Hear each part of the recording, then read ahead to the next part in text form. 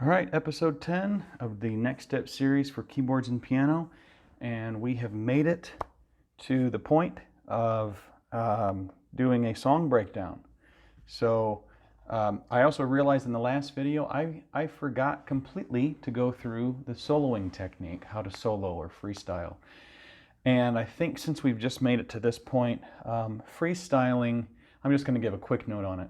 Freestyling or soloing generally happens at a high energetic point, maybe after a chorus or a bridge when the dynamic of the song is high and the instruments are just playing. And if no other instrument's taking a lead, you just kind of solo between where the chords are at, where the scales are at, the melody lines. You can kind of do an alteration of that. That's the time that you really want to do that. And I will go through more of that in a mini series of more complex chords and patterns. I think I'll cover that then because I really want to get to this. So how to break down a song. Now this is going to be the easy one, and there's all different levels of this. This is a song called Do It Again, and we do this at our church. So I'm going to play it. I'm going to just talk you through what I'm hearing before I even touch a note on here, okay? So let's go ahead and play it. I hope this works.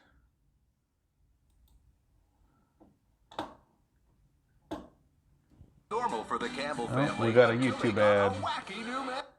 Let's mute that while the ad goes on. So I'm going to talk you through what I'm hearing. Okay? I don't even know what key this is in.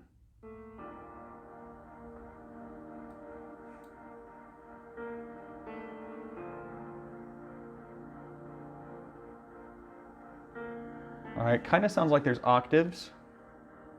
Kind of sounds like there's octaves going on.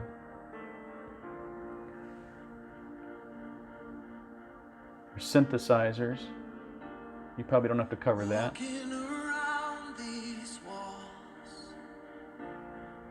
The chords I'm hearing with this. This is a 4 chord. And this is the root. This is the 1 right here. So it's going between the 4 and the 1. 4. This is the 1.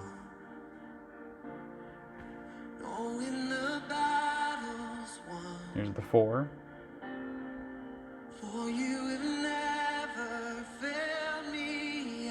There's the 1. So 4 and 1, 4 and 1, 4 and 1. So that's a 4 with a 3rd bass. That's a 5th with a 3rd bass. Root, 4.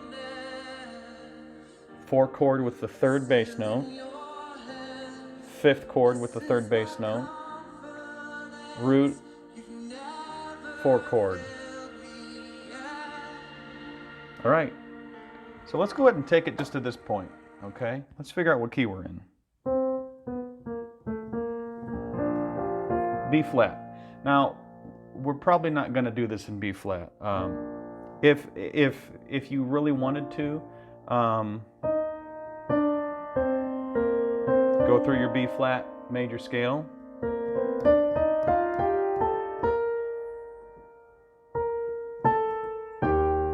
You can kind of hear that.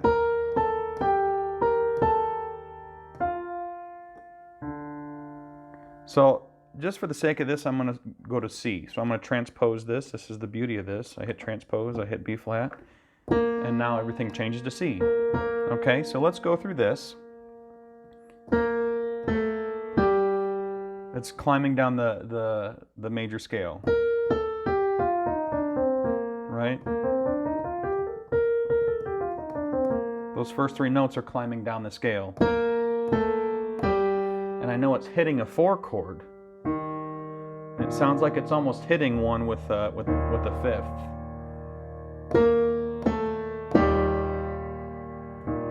So that's a bass technique we haven't gone over. Hitting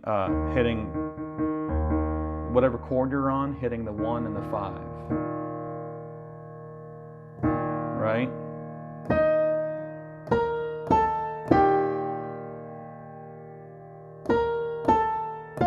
And that next one, I can hear it going down to that. Now because we're doing a 1 and a 5 with this one, this is a third of the key we're in. So that's an E. So it doesn't sound good hitting that, but you can hit with the root with it.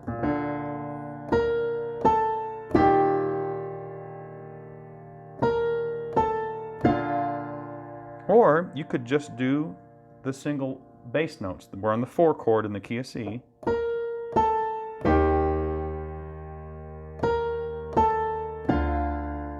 You understand what I'm saying when I say the third of the key? We're in the key of C, so that bass note is a third.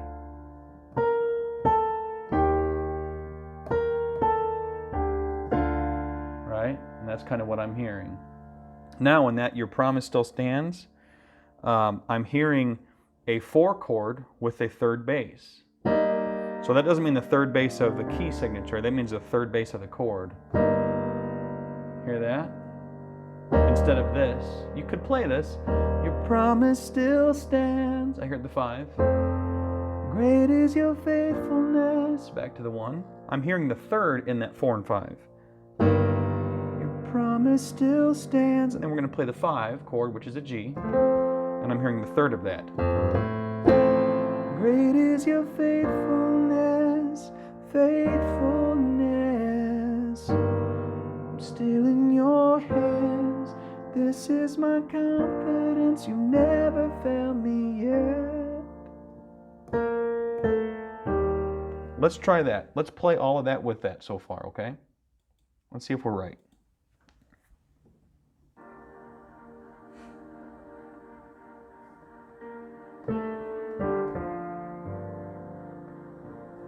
Here we go.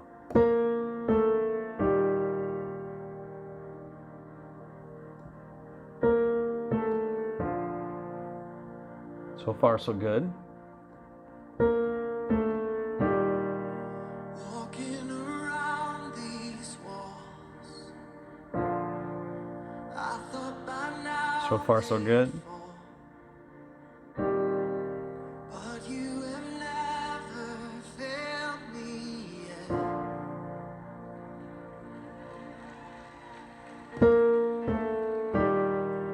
Waiting for change to come. You can just play the third over the root here. Battles won, The 4. for you have never failed me yet. Now here's that 4 chord with the third bass. 5th. Here we go. And then the root. And then I go to the 4 chord here, which is F. 4th with the third bass. 5th with the third. And then 1st. And then we're probably back to beginning here again.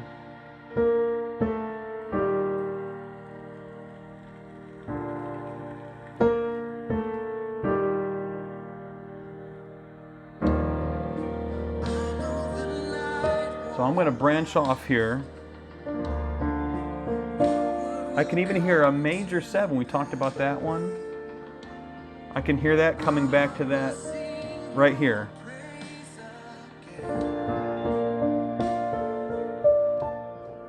You don't have to add to, but Jesus, you're still the root with the third bass. Here's another 4 chord. And then we're back to the root. So it's building here. 4th with the third bass.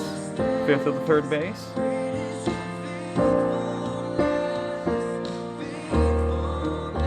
Same thing, 4th with the third bass. 5th with the third bass. And then root.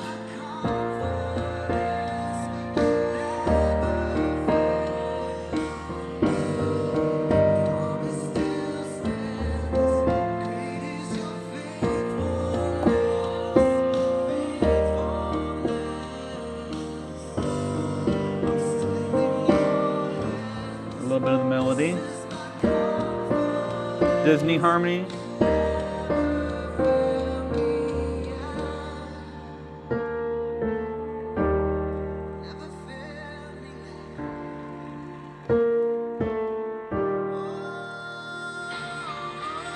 So now you hear this part.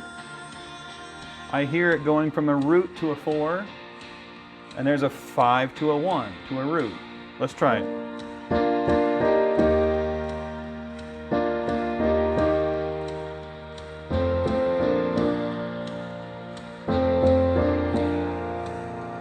Now, with this, we talked about inversions. So there's different inversions here.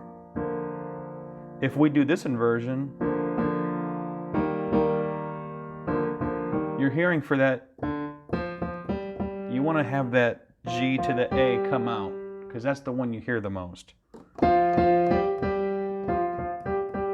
then the D to the E. So if you do this inversion, you still have that on the bottom. I almost want those notes to be on the top of the chord because it's the highest point. The higher the pitch, the more it pierces through. So let's just do a standard root position, not an inversion 1 or 2. We're going from the 1 to the 4, and then standard G, and then we're going to go right here, which if this is the root position, first inversion, second inversion. So we're going to go the root G to the second inversion C. It's an easy transition. Now the bass notes on this, it's going from a 3rd to a 4. Hear that? Same with the 5. We're going to do a 3rd on the 5 chord. Let's pick right up from where they left off here. Okay?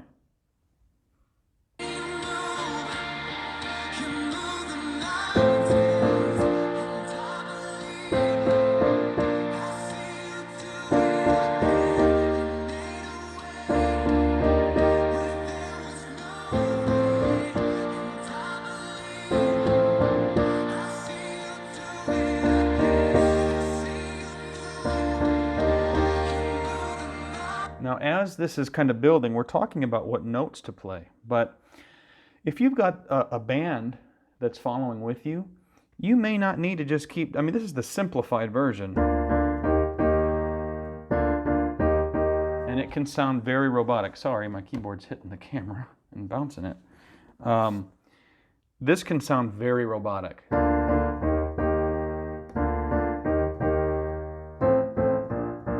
It sounds like there's no life in it. So use that sustain pedal. We didn't talk much about the sustain pedal, but the sustain pedal, as you're holding a chord down, it's going to keep going until you lift off and release it. So if you were to just hold down the sustain pedal the whole time, which you don't want to do, it's going to sound muddy like this. You hear that dissonance? It's fighting. So as you're changing chords, in between you playing this chord and this chord, lift your foot up and then put it back down again. That's a sloppy way to do it, but I'm trying to accentuate a little bit.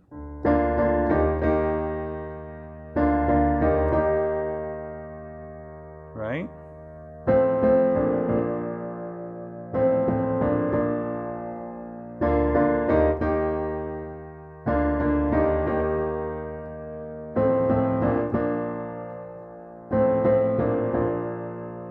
So another thing, and that helps you just smooth out the rhythm. Another thing that you can do is if you have guitar, bass, and everything else that's really hitting these notes really well, you don't have to stick to that. If that's covered, I would do that for a little bit maybe, but you can even do like a...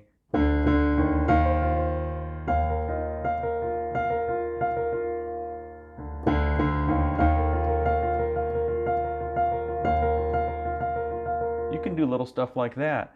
Or even throughout the rest of the song.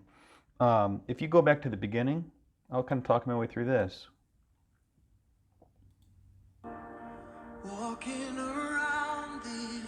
There's different things you can do here. You don't have to keep playing. We were right here. You don't have to stay on these chords just because that's what the intro is. As long as you're covering these octaves, that's the most important part. right? But you can do that suspended too. Waiting for change to come, knowing the battle's won. For you have never failed me yet. And especially if you have, if you're in a spot where you're the only one covering the instrument, maybe they say, oh, it sounds like keys are starting the song out. Let's just have the keys do that. If you're just doing this,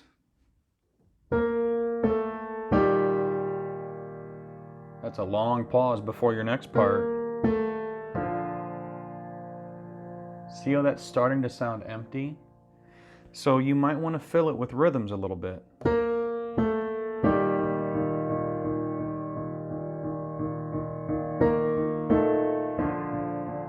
If you don't like that, you can do.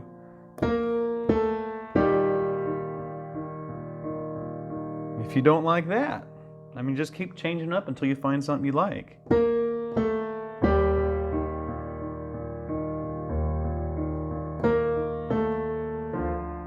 Now we have something called pad loops that we play with. It stays in asexual chords the whole time. It only twos, ones, twos, fives, and it kind of changes, and it's just a pad that shifts between that. So you can play in a major or a minor. I think we have major and minor ones that do drift onto the minor third or the major third, but that helps us fill in some of that. But especially when the singer's coming in, if you're just playing whole chords and letting them hold out, walking around these walls, I thought by now they'd fall. It's going to start to get a little old. You want to fill that in with something, right? Walking around these walls. This is just what I'm doing here, just a little rumble.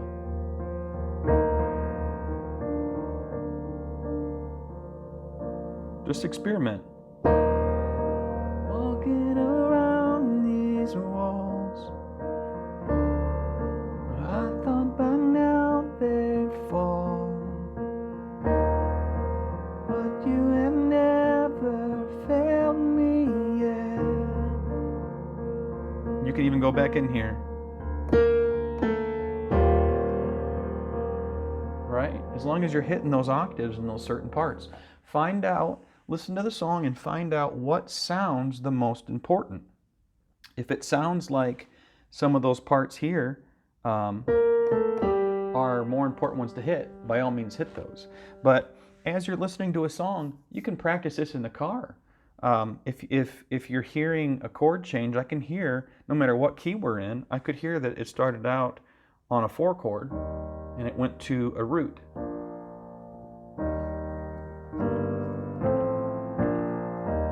Listen for that and then try it out. And if you were wrong, figure out why you were wrong and what the chord was and memorize what that sounds like.